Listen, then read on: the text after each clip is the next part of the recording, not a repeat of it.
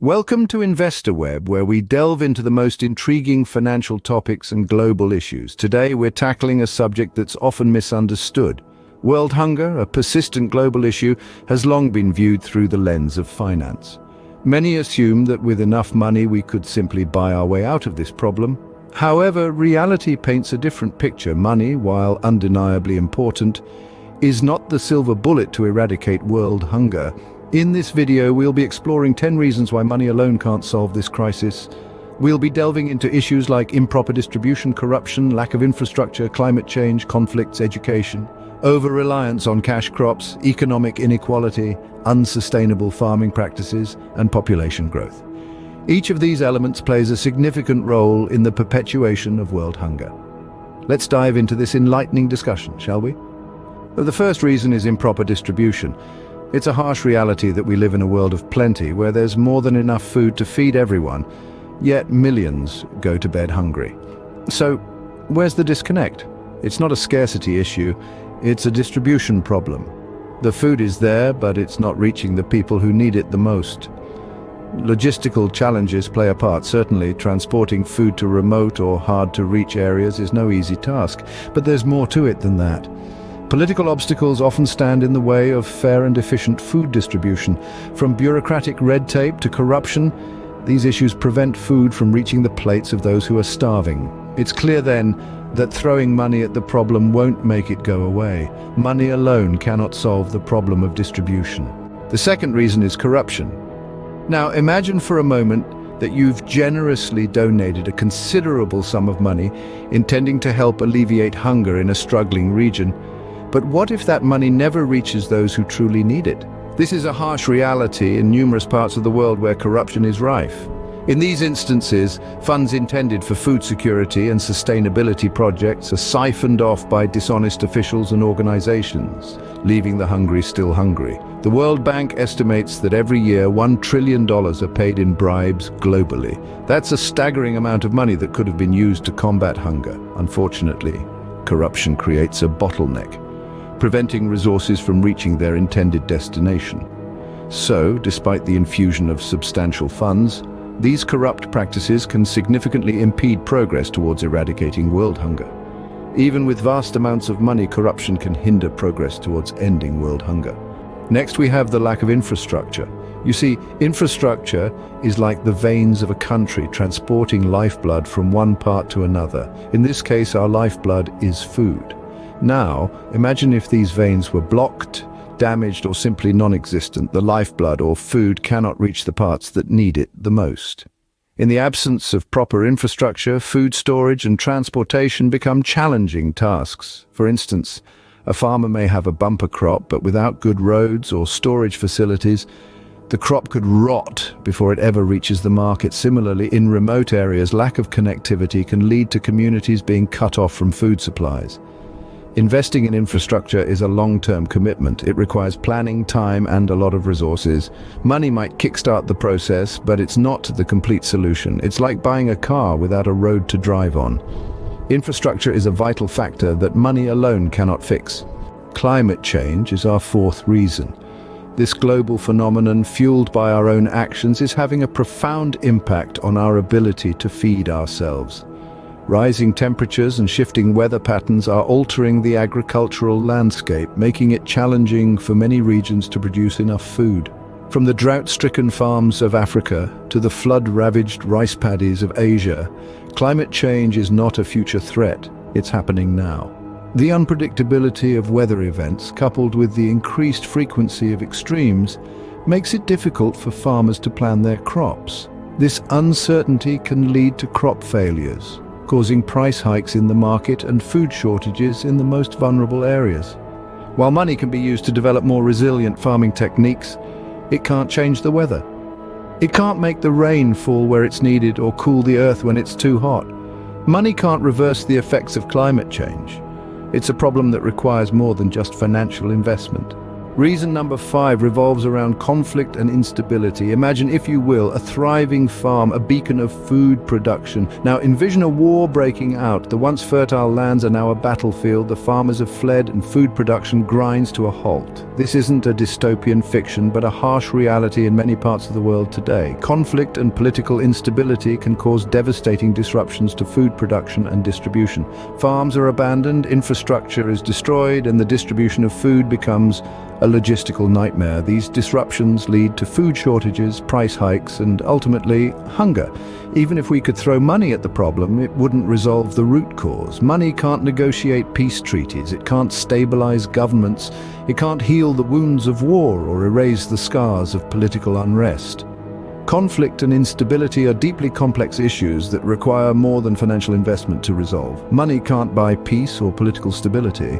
Our lack of education is our 6th reason. Now, it's essential to understand that throwing money at the problem of hunger isn't always the answer. Instead, we need to consider education as a powerful tool in this battle. Imagine if we could educate people about modern agricultural techniques, the right nutrition, and how to grow their own food effectively. The knowledge they gain could be the key to unlocking a sustainable solution to hunger. It's not just about providing funds, it's about empowering individuals and communities with knowledge that can be passed down generations. The impact of education is far-reaching. It has the potential to create a cycle of self-sufficiency and resilience that can stand against the tides of hunger and poverty. It's about teaching a man to fish rather than merely giving him a fish. So, while money can help, it's clear that it's not the be-all and end-all. Education is a long-term solution that money alone cannot provide. Our 7th reason is the over-reliance on cash crops. A cash crop is any crop grown for the express purpose of selling rather than for feeding the grower's family or livestock. It's a double-edged sword. On one hand, cash crops can be a significant source of income for farmers, especially in developing countries. But on the other hand, this focus on cash crops often comes at the expense of subsistence crops, those grown for the farmer's own consumption. This can lead to a precarious situation. Say a farmer devotes most of his land to a cash crop like coffee and a disease wipes out the crop. The farmer not only loses his income, but he also doesn't have subsistence crops to fall back on. He's left in a worse situation than before, exacerbating the issue of food insecurity. This is a classic example of putting all eggs in one basket, and it's a risky gamble. Simply providing more money can actually worsen this issue. More money could just mean more land devoted to cash crops and less to subsistence farming, leading to greater food insecurity. Economic inequality is reason number 8. Economic inequality isn't just about the wealth gap between the rich and the poor. It's a complex issue that directly impacts food security. In a world where the top 1% holds nearly half the world's wealth, countless individuals struggle to afford basic necessities, including food. This disparity is exacerbated in regions where the economic gap is vast. The wealthy have access to a variety of food sources, while the less fortunate often face food scarcity. Simply infusing money into these economies won't bridge this gap. Why, you ask? Well, it's because economic inequality stems from deeper systemic issues. Unfair trade practices, restrictive policies, lack of access to credit and capital, and more. These issues aren't solved by money alone. They require comprehensive policy changes, fair trade practices, and inclusive growth strategies. Addressing economic inequality requires more than just financial resources. It demands systemic change, equitable opportunities, and sustainable development, all working in harmony. Reason number 9 is unsustainable farming practices. You see, farming isn't as simple as planting a seed and watching it grow. It's a delicate balance of understanding the land, the crops, and how they interact. Unsustainable farming can lead to a myriad of problems, chief among them being soil degradation. Over time, poor farming practices can strip the soil of its nutrients, leading to decreased agricultural productivity. Moreover, unsustainable farming doesn't just affect the soil, it also contributes to deforestation and biodiversity loss, further exacerbating the issue of climate change. It's a vicious cycle that we cannot ignore. So, can money solve this? Well, simply throwing money at the problem won't bring back the lost nutrients in the soil or reverse the damage done to our ecosystems. It takes time, effort, and most importantly, a shift towards more sustainable practices. Money can't fix the soil or make farming practices sustainable overnight. Our final reason is population growth. The world's population is increasing at a rapid rate, a phenomenon that has significant implications for global food security. In many parts of the world, particularly in developing countries, population growth is outpacing agricultural productivity.